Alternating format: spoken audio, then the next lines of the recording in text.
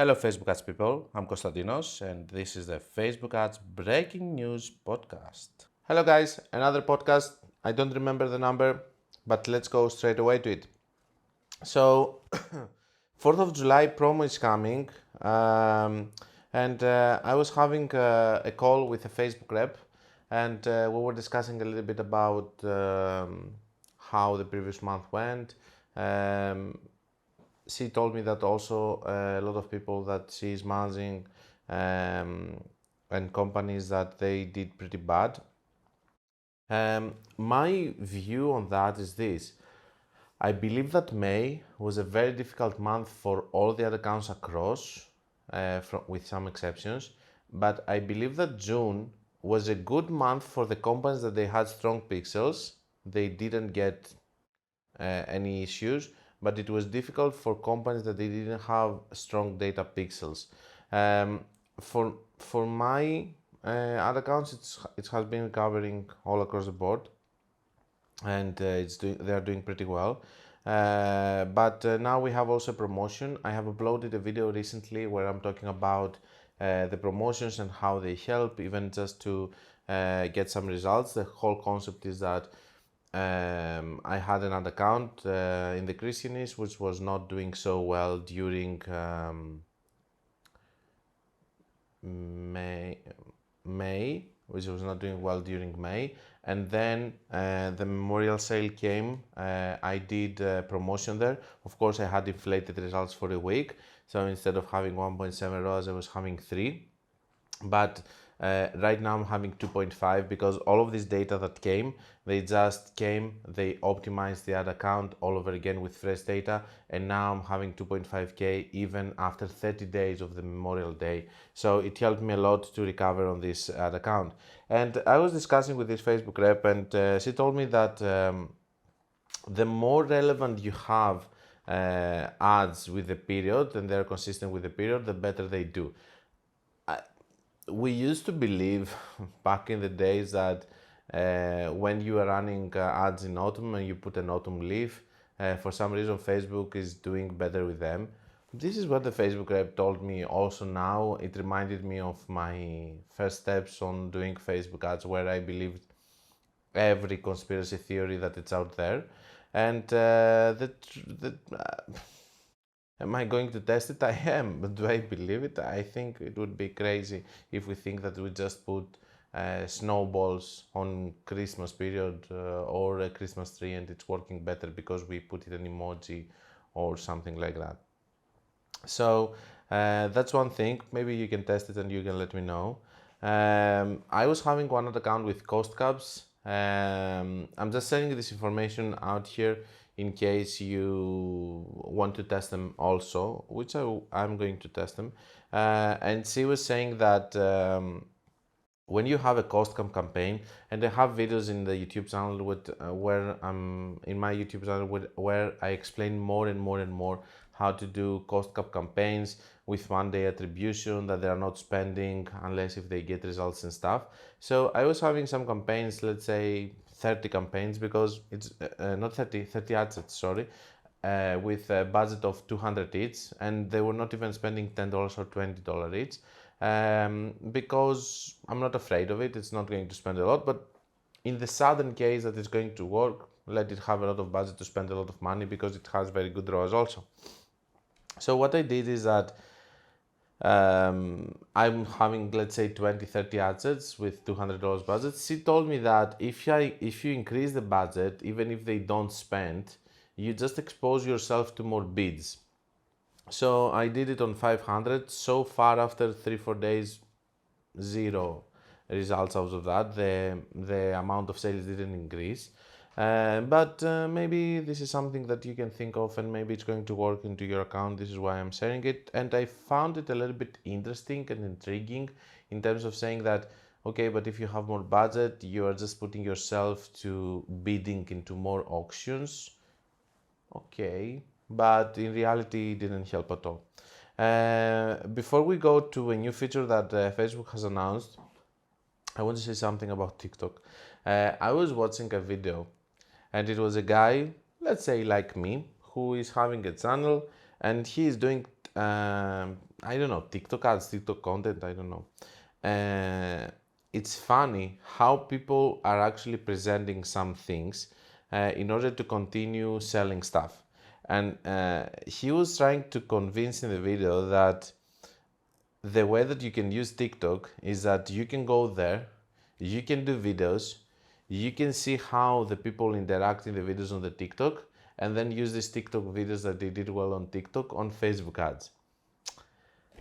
And I'm saying, what the So this is what the TikTok is, to just go do an engagement campaign on Facebook.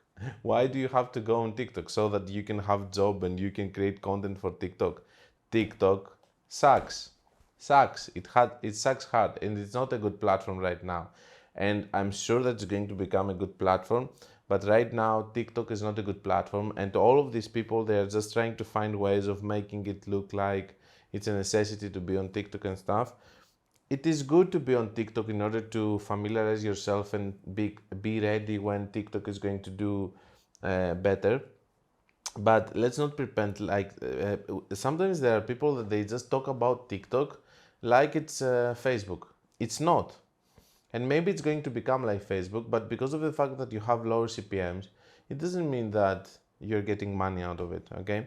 So anyway, I'm just laughing with this kind of things from people that they talk in a way that they think that they're so smart and they have found something to say that all of the other people that are going to listen to them, they're just idiots and they're not going to understand. At the end of the day, my friend, even if you do TikTok or Google or Facebook, all of us were going to be criticized, and the platform is going to be criticized based on how much money it's making to the people that they are advertising to it. Everything else is bullshit. Exposure, engagement, and see how people react to it. We're not Coca-Cola or Benetton in order to want to see how people react to our brand and if it's friendly to communities. We just want to have sales. We're not even to that omnipresent marketing. Come on. Let's see a new feature that we see on Facebook. We have cash rewards offer, as it says, paid for by Meta for a limited time. This new feature lets customers earn cash rewards on purchases they make from ads in feed on Facebook app. And then it has over here, I opened it in order to see how it is, and in how it works it says, cash rewards offers let customers earn cash rewards on purchases they make on the website. To be honest with you, when I first saw it, I thought that it was going to be about the shops because they want to push the shops over there, but they already have a 20% discount for the shops. The percentage the customers can earn in cash rewards will vary, and it's optimized to each customer by Meta offers are only presented up to 30%.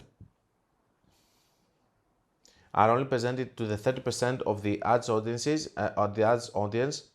And this percentage will increase gradually as we see improved performance. So it's going to serve it only to the 30% of your potential reach, or the people who is going to reach. The remaining audience will see the ad without a cash reward offer. Okay, so only 30%. You can choose to turn off cash rewards at any time on the ad account setting. I wouldn't do it. I will use it. I will try to see if it's working or not, because it gives incentives for people to buy. Ads eligible for cash rewards must target a US customer base, have a sale objective, and be part of an ad set that drives website purchase. So the optimization event has to be purchase event. In order for you to do it, you need to target USA audience, and then it looks like this. I have a picture over here of it shows how it looks. It says the cash rewards over there, and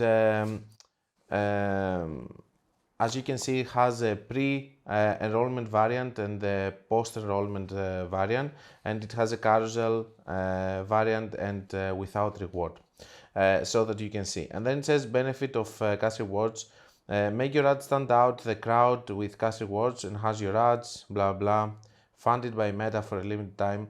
Maybe if you have a Facebook rep, you can ask them if you can use this feature and stuff, but I'm sure that it's going to be random on some ad accounts. Now, let's go to the topic that I wanted to discuss most today. In one of my clients, I got this message sent. So it says, I'm going to read all of it, and then I'm going to analyze a little bit about it.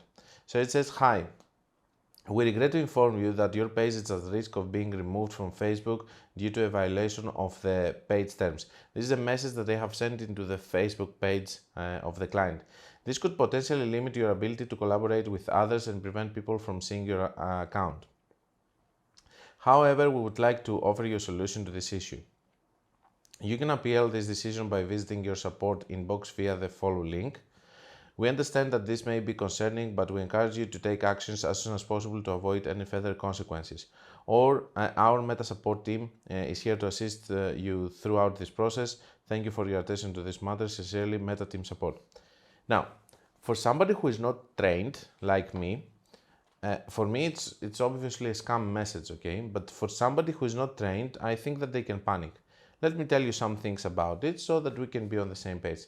First of all, the fact that somebody is using a Facebook a Facebook image, it doesn't mean that it's actually a page. So if you click on this page in order to go and see the page, not on the link of course, but in the page, if you go and click on the page, you will be able to see that it's just a page which is called page violations. There is no such page for Facebook. It has 8 friends or followers and stuff, and all of them are from India. Well done on that part, I guess. Basically, it's a fake page that is just sending messages.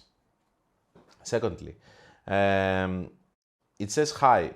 Facebook doesn't say hi when it's sending messages. Or it's going to say at the end that it's Mark from example from Meta team support, okay? But the automated messages that you see like this, they don't have the hi over here. Then it says, however, we would like to offer you a solution to this issue. Meta doesn't talk like this.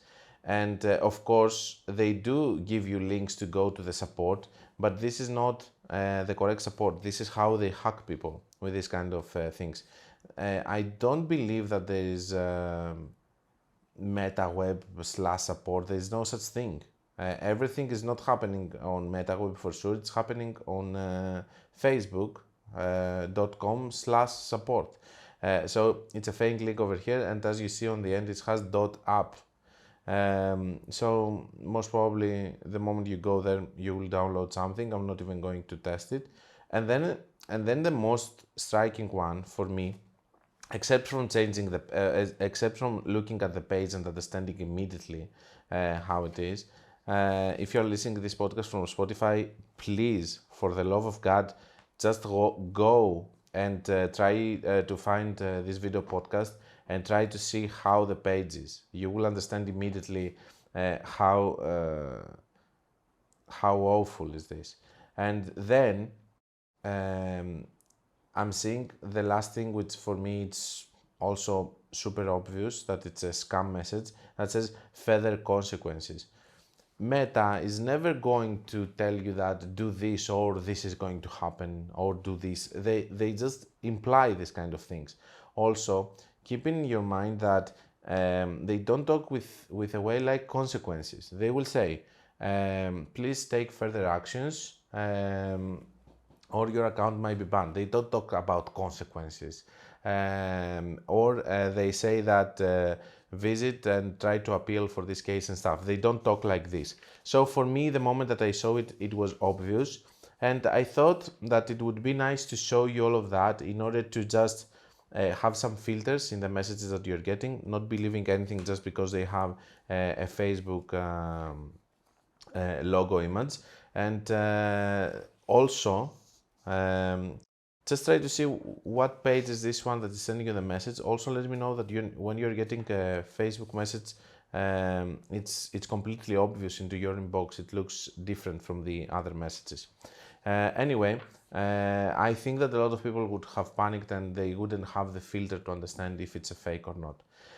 Last thing before we go to your questions, which are a lot also today, but I didn't want to name the podcast answering your questions because it would be back to back.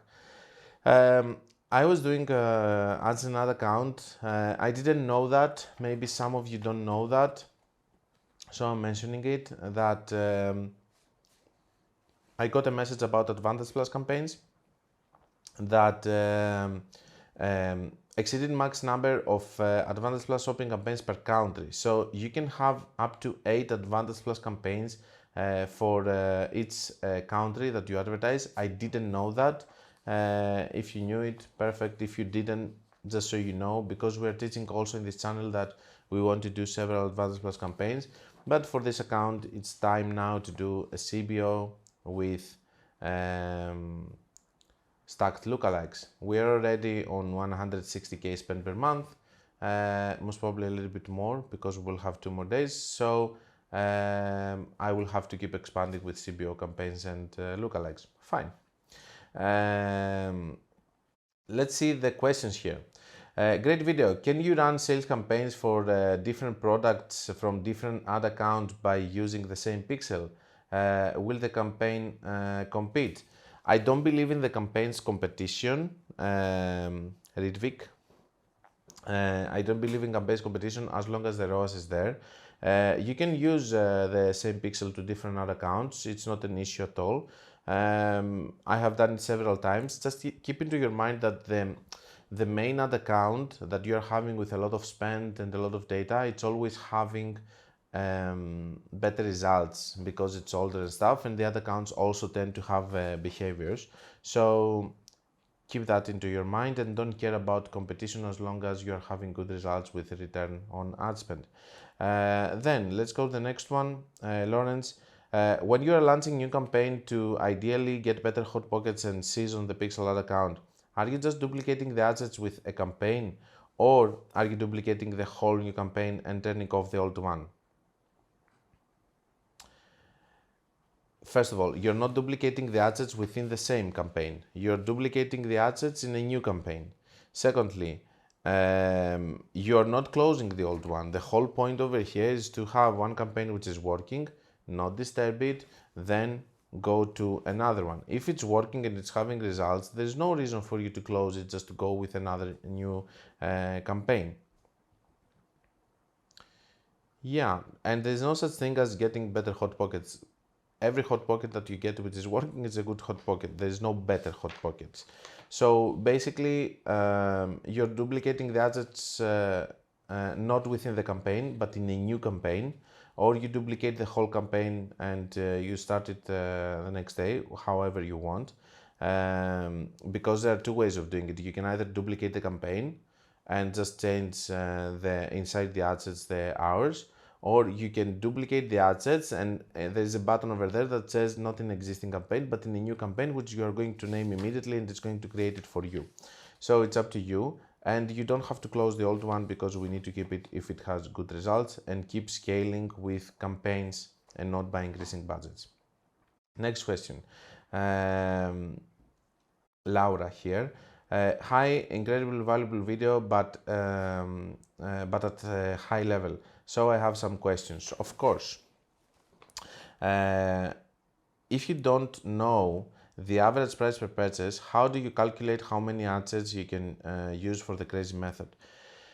First of all, she is referring to the fact that when you do CBO campaign with the crazy method or with the normal CBO campaign, you need to know how many ad sets to put inside. And how do you know? By knowing your average cost per purchase in order to calculate how many you're going to put. For example, if you have $100 and you have $20 average cost per purchase, you can put 5 or 6 if you want to improve it a little bit. But if you have $10 cost per purchase, you can put between 8 and 10, for example, within $100 CBO budget. The budgets are daily and you need to know what kind of things you are asking from Facebook. You cannot be asking, for example, for $2 cost per purchase.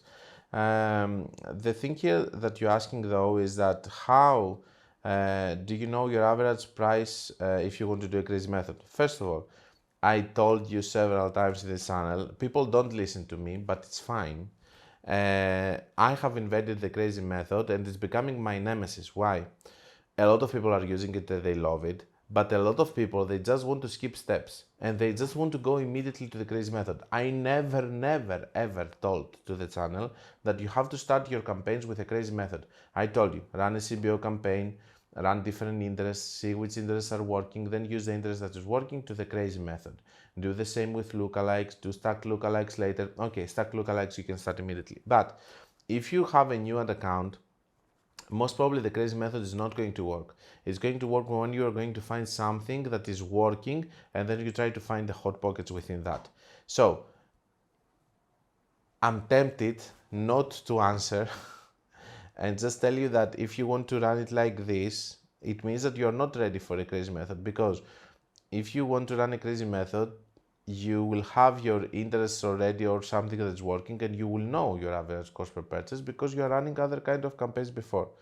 In any case, if you want to learn your average cost per purchase, there is only one way to do it. Run ads and just experiment. One very good metric to experiment, if you have normal price items or even more expensive, it would be to put $100 and 5 ad sets.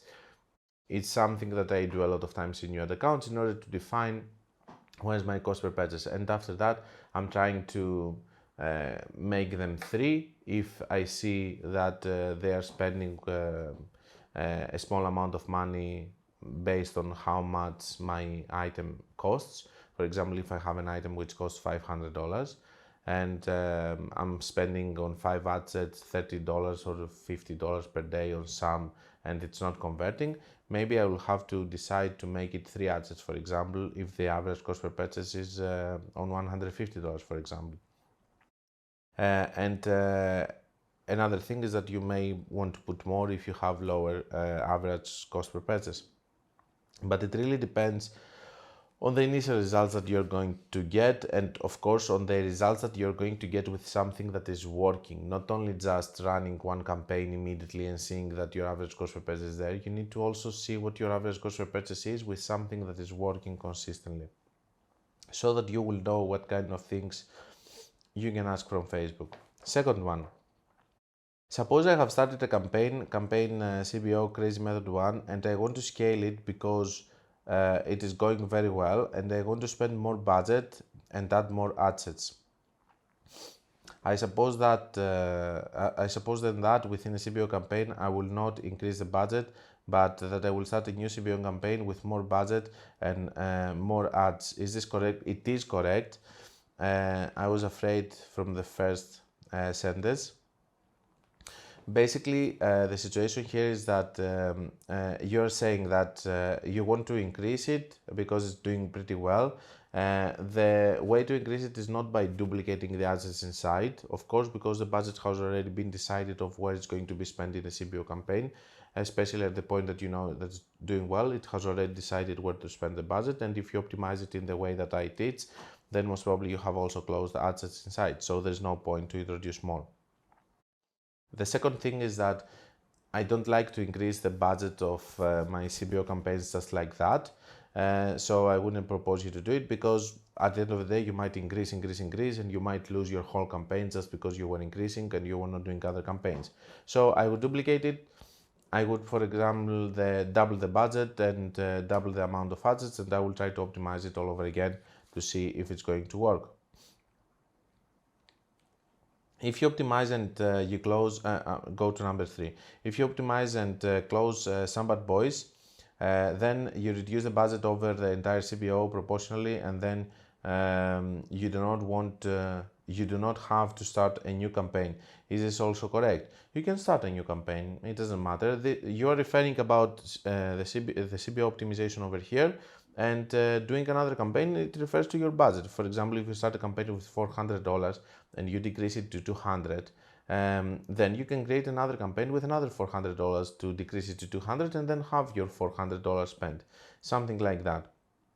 And then it says come proportionally, and then you do not have. Yeah, you can create another campaign. It's not an issue. It really depends on how much you want to scale. The fact that you're optimizing one campaign has nothing to do with the other campaigns that you want to create. Now, if you create campaigns and you see that Facebook is stopping you and it's not giving you good results on the new ones, stop it and stay with the ones that you have. I'm very grateful if you answer these questions. I've watched this video 4 times to understand it completely. Keep it up, love following your videos. Thank you very much for that, and thank you for watching it 4 times. Next one. Next one is a series of questions and answers with Alexander. Alexander is following in the group. I have talked with him several times, and he has this big question. So I thought that it would be interesting to show the whole interaction. So it says, should I advertise for 3 locations on one Facebook page or 3 Facebook pages? I'm going to be working with a brand that has 50 plus locations under the same brand name. I've been permitted to do their advertising for 3 of their locations using mock names for privacy. We cite Las Vegas, we cite Roseville, we cite Fullerton. These are fake names.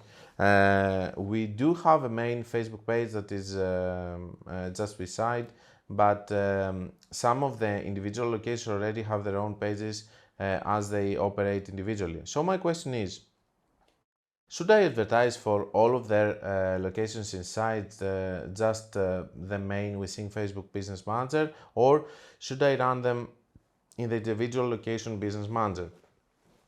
And he's adding another question. In my opinion, and because we're talking about local businesses here, I'm pretty sure that you're going to target a local area. So in my opinion, I would have done 3 different pages. Not necessarily different ad account, but 3 different pages easily. And this is what I'm doing also with clients that they advertise. I think it's better to have your own page for the area and not mix them. If it's recommended to use their main account, should I create 3 individual accounts? I already replied for that for each location, or should I do all the ads inside one account? I would do one ad account, 3 different pages with local area targeting, crazy method into the local area in order to target the different hot pockets. Then he replies, got it. Thanks, that's what I'll do then. Another question. I have already created a finished CBO campaign with 2 ad sets and 3 ads in each that I was planning on testing with $50 per day. Okay, reasonable. Once I started working with them. Now that I will be advertising for 3 locations, 50 multiplied 3 per day. Do you still think I should just duplicate the same campaign 2 more times and test it in each of the locations, or should you try and come up with different creative and audiences for each location to take advantage of the higher budget, and then when I find something winning in one of the locations, just duplicate it over to the other 2? I would start with the same with all of them, but for sure your idea is valid. You can just go and you can check different creatives for each one of the different locations, but let me tell you that the results from location to location, they are going to be different, and maybe they're going to like also different things.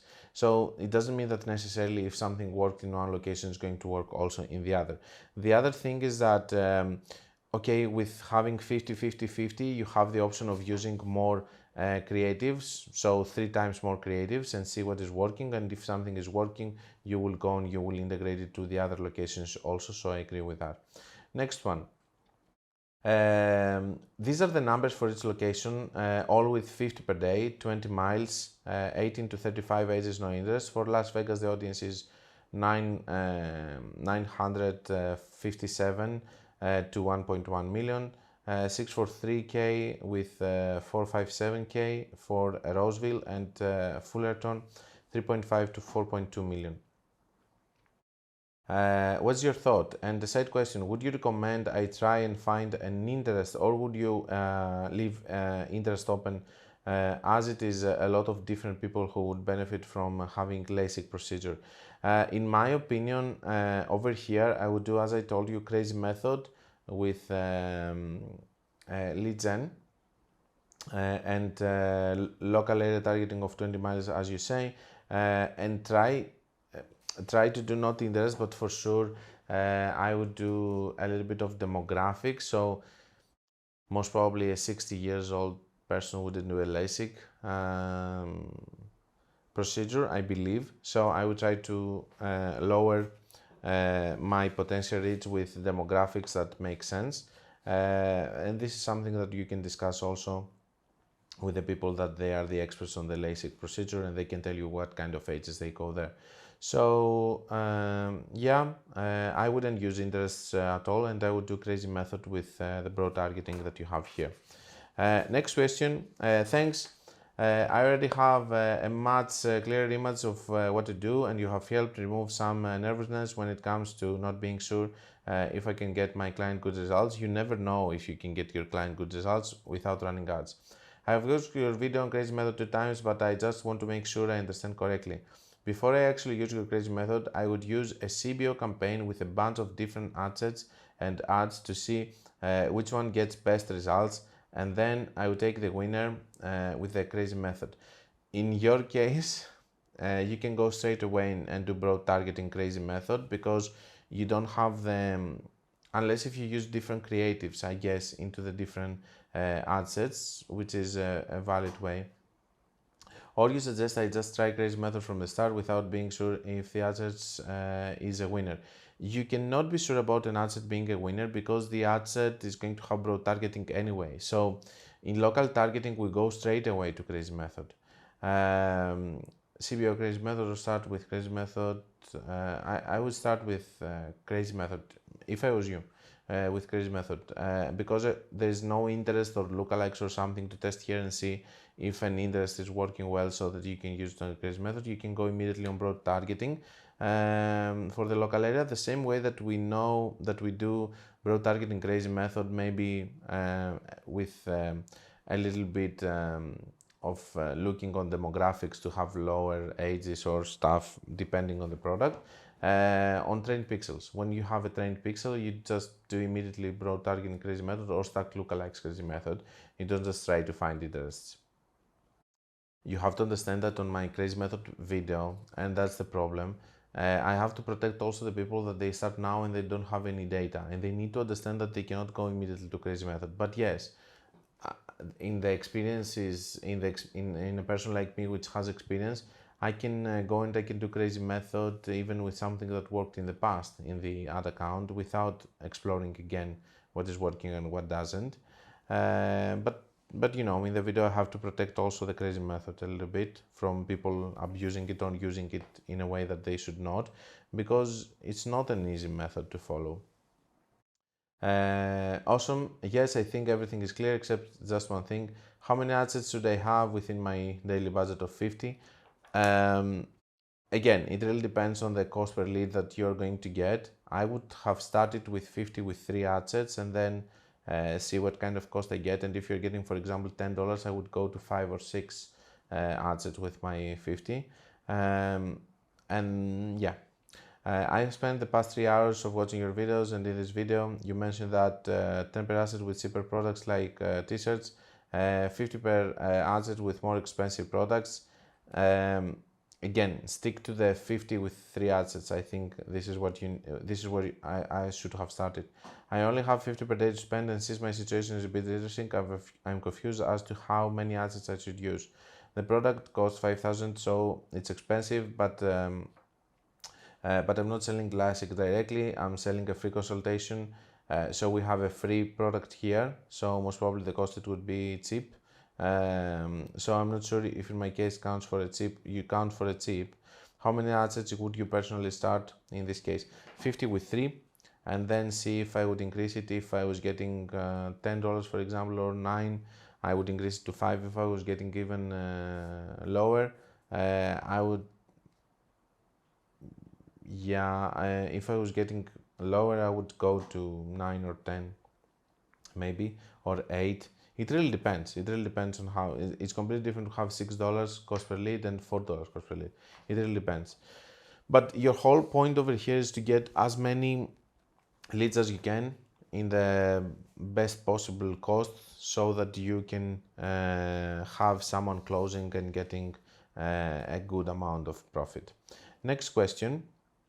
And thank you, Alex, for that. We had a very nice conversation. Next question. What do you recommend when running a campaign worldwide? What's the best we should publish an ad campaign? I don't recommend running a campaign for worldwide because of the time zones. I would recommend running, for example, United States with Canada together, Europe together. I would recommend running New Zealand with Australia together. But having worldwide, and there's no right answer to that. Yeah, the video actually that has this question is when you should start your Facebook ads. If you run ads worldwide, there is no right time to start your ads because your 6 a.m. in the morning in the United States is going to be a very bad time for Australia, for example. So there's no right answer to that, and I wouldn't run worldwide campaigns. In this video, I was explaining actually why you should start your ads at 6 a.m. But I have other videos also about running ads with different countries so that you can understand how to group them together. High grade content. Does Crazy Method work with post IDs? Of course it works. I have not been able to make winning post IDs work with Crazy Method. So you're telling me that your post IDs were working with other ways, and when you run them with Crazy Method, they're not working. Most probably you don't have working post IDs. That's what I'm getting from that. It would be crazy, like the Crazy Method, if you had winning post IDs and they're not working with the Crazy Method. They should work. Then next question, how many days do you run on CBO before cutting the resets and reducing the budget? The first thing that you will do is on 2-3 days. After that point, you will start monitoring and you will see which assets are going to stay, and yeah, after 5, 6, 7 days, depending on how big the CBO is actually. But when you're left with some assets inside there, that they're going to, when you're left with some assets over there that they're going to be fine, then you can start lowering your budget and you can start staying with the assets that are going to be good and just duplicate it and start the process all over again. But I would first touch my CBO after 2 or 3 days. If the product is having very high average order value, I would wait maybe for 4 or 5 days, depending on the behavior of the ad account and the experience that I will have also on the ad account. But yeah, this is when. And about reducing the budget, it really depends on the point that you are going to have assets that they are going to have good results, and you're just going to say, okay, enough, I want to stay with these 3 assets, 4 assets, 5 assets that are working well, and I don't want to optimize anymore. I just want to do another campaign to start the process all over again. Then in campaign of CBO, if you have 50 purchases in 7 days, these stay optimized or not. The events of purchase must be in the set to hit. I don't know what he's talking about. Okay, if you have 50 purchases in the last 7 days, yes, you are under the learning phase. I can tell you that it's taking sometimes less than that. But getting out of the learning phase doesn't mean a lot. Then his next question, I think that this is a person that, yeah, he's using Google Translate in order to communicate.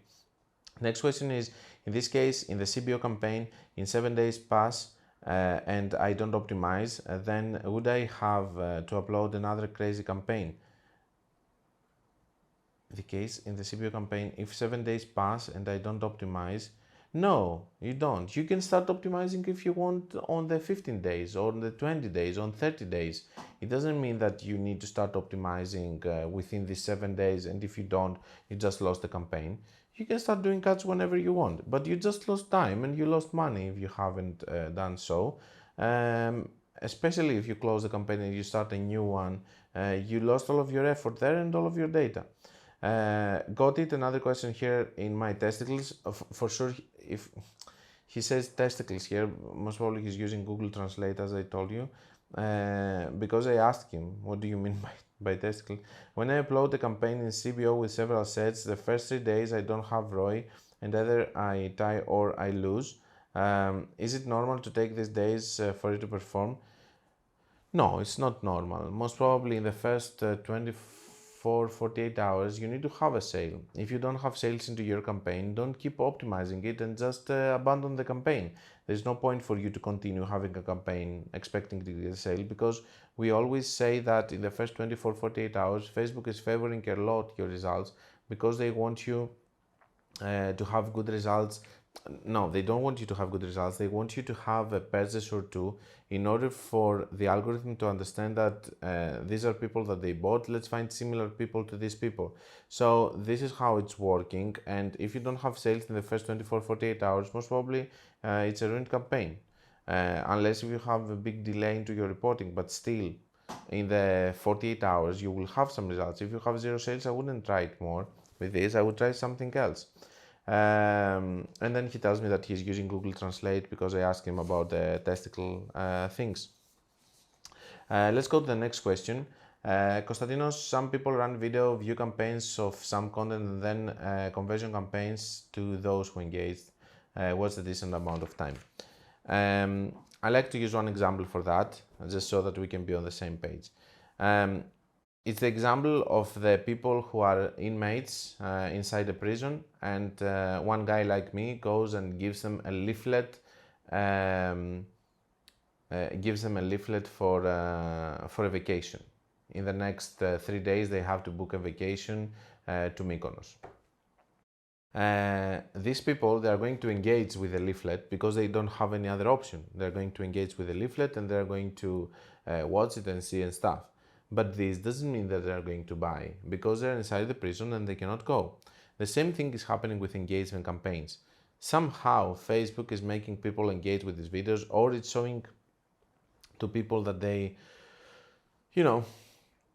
that all the time they're engaging and they do nothing else. So retargeting these people, it doesn't mean that because they engaged, because they were forced to engage like the people inside the prison with a leaflet, with a vacation, that these people are going to convert. This is a very old tactic, and it's a tactic which is coming from the past, which is when we were even doing campaigns for video views worldwide so that we can get cheaper view, and then we were retargeting we were creating lookalikes for United States based on who has seen the 95% or 75% of the video. The whole this whole concept is now not valid anymore because Facebook is more than capable of understanding who is going to just view, who is going to buy. Before that, the algorithm was a little bit more naive, and it was giving you also people that they were going to buy inside these audiences. But right now, especially in the United States, you can see that Facebook can really recognize who is just going to engage and never going to buy. And these are the people that they're going to watch the video when you run engagement campaigns or video view campaigns. In smaller countries, this is not so accurate because, for example, in Greece, Switzerland, or smaller countries, when you do that, maybe it's going to work, or even when you optimize, for example, for checkout, it can work because within these people, there are not enough people that are only going to do checkout or only going to engage. There are also going to be people blended there that they also buy.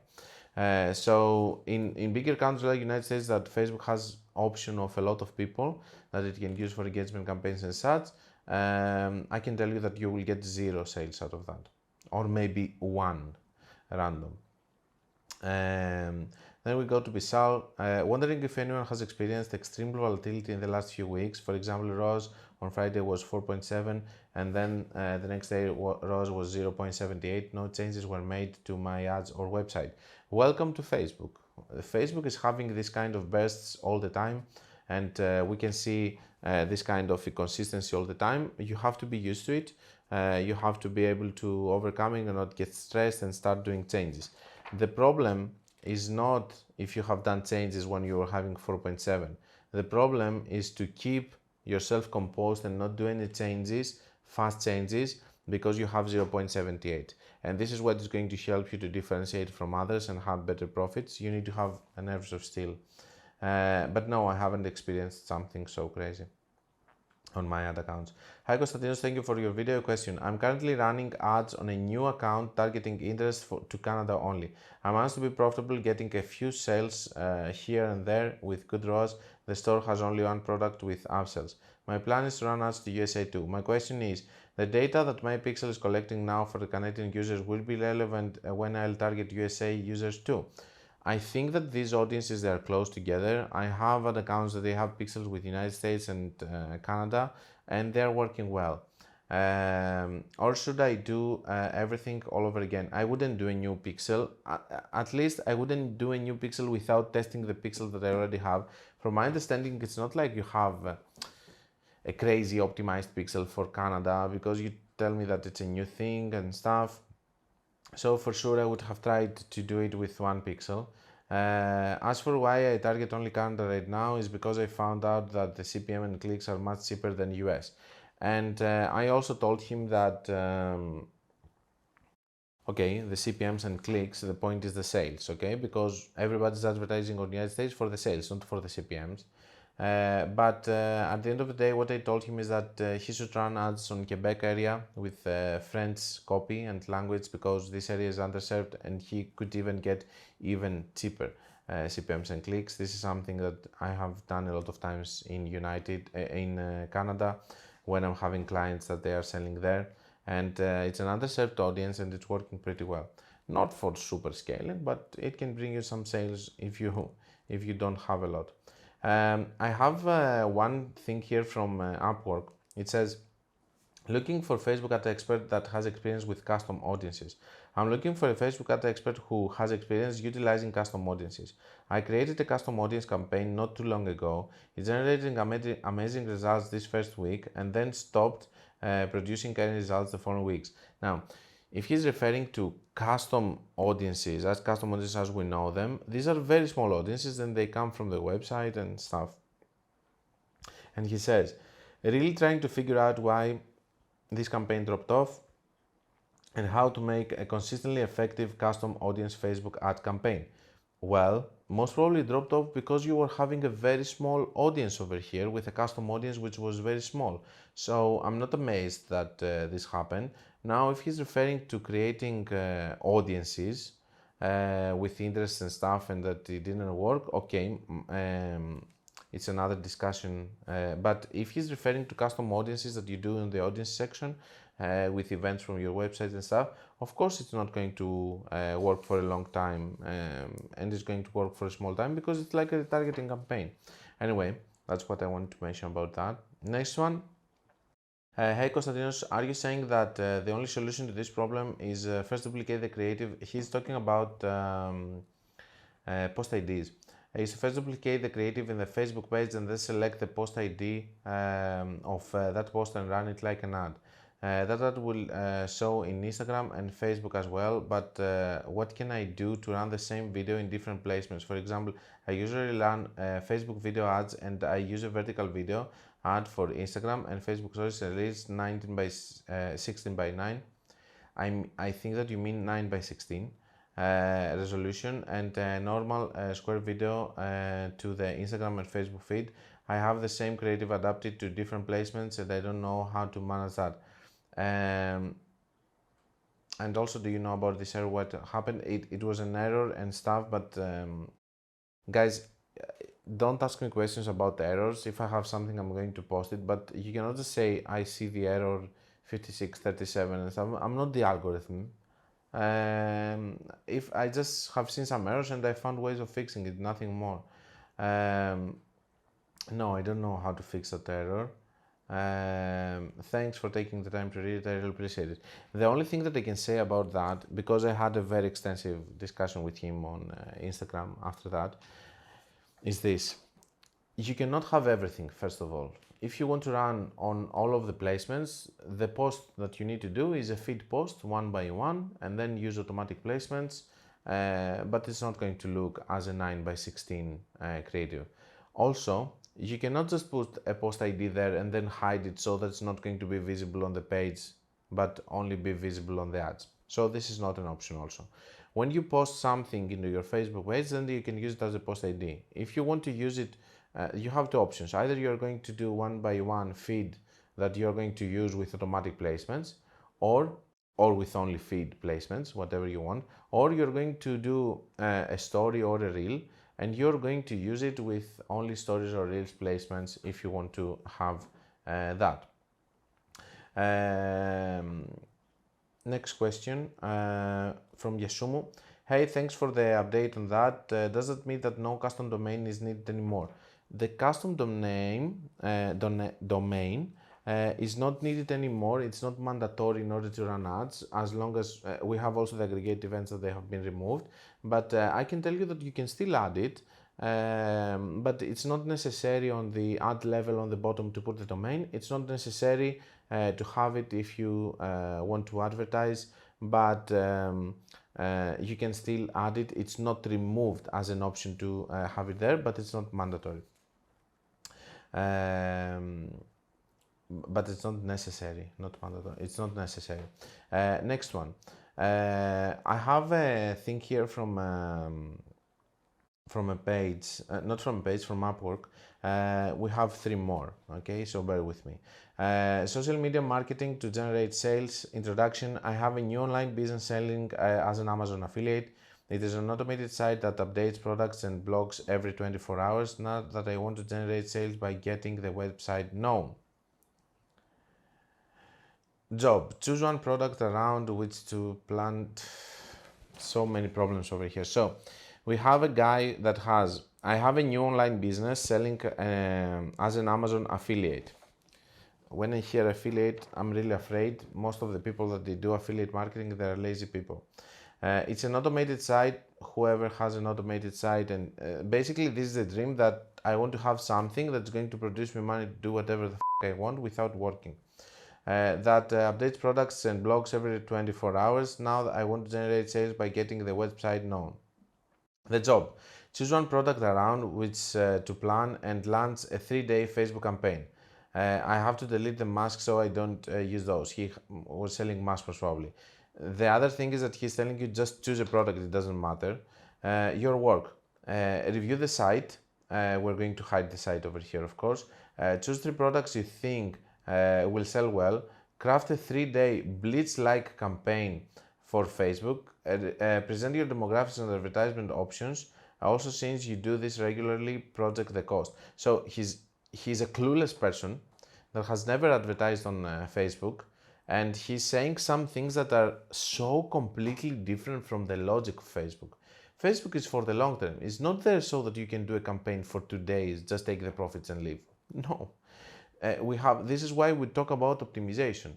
The second thing is over here it says blitz-like campaign for Facebook. There are no blitz-like campaigns for Facebook that you just run them and they just have results immediately and then you close them. And then you talk about since you do this regularly, project the cost. How the would somebody know the cost of one of any product that you want to pick from there? Why am I showing you this? I'm showing you this because the fact that you had an idea, it doesn't mean that you can just start using it and advertise with it on Facebook. Also, you need to understand that whoever is lazy and whoever wants to have easy solutions and stuff, Facebook is not like this, and it needs much more effort, and especially e-commerce needs even more effort than that. So I'm just putting this here to show the mindset that is wrong to have when you're doing Facebook ads and the e-commerce in general. Next one, last one basically. I have built my store to look as good as possible and function good as well. I just need to make more sales. Help me make my first sales and I will pay you accordingly, my friend, thank you. The thing here is this person doesn't understand that the fact that the store looks good for him,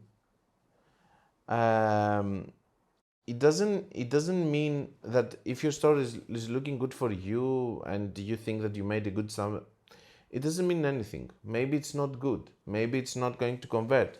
Okay, so the thing is that there are a lot of people, if it was that easy for everyone to just create a website and just starting advertising just because you build a shop and stuff, everybody would have done it. It needs more than that. It needs proof of concept, it needs to have a product that's selling, good numbers and everything. And it's not like because you just make a store look as good as possible and function good that it's going to sell.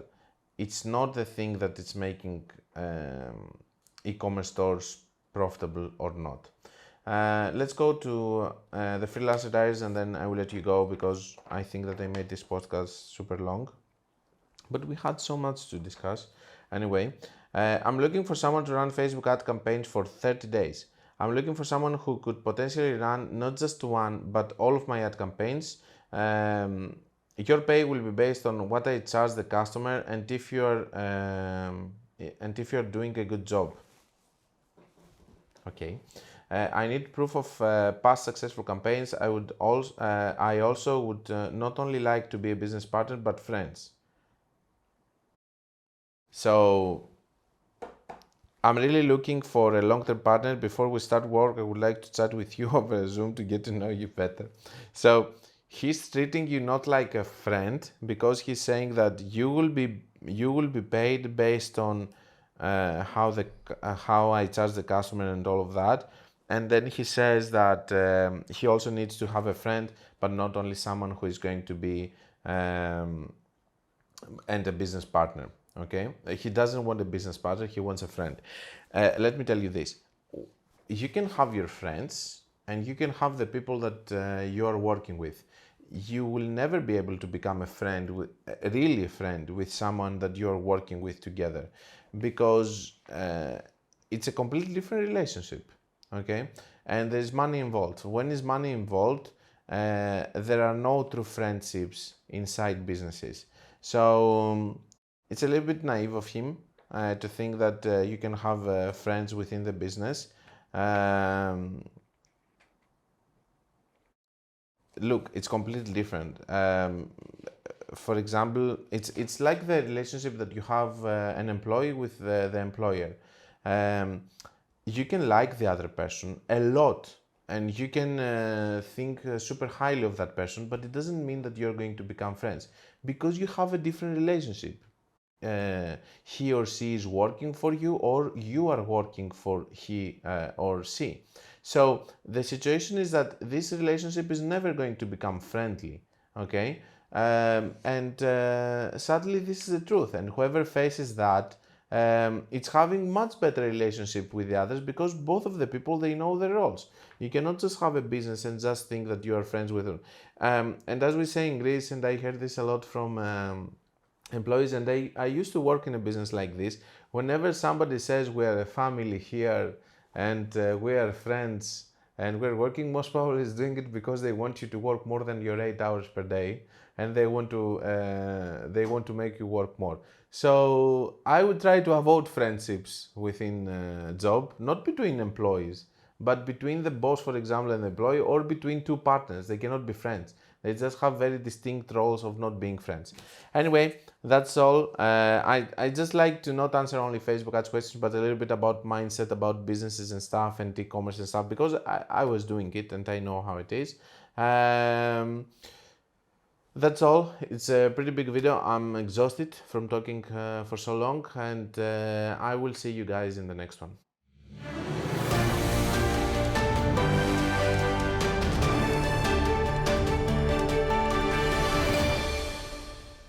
This was the Facebook Ads Breaking News Podcast. Like it or not, it is what it is.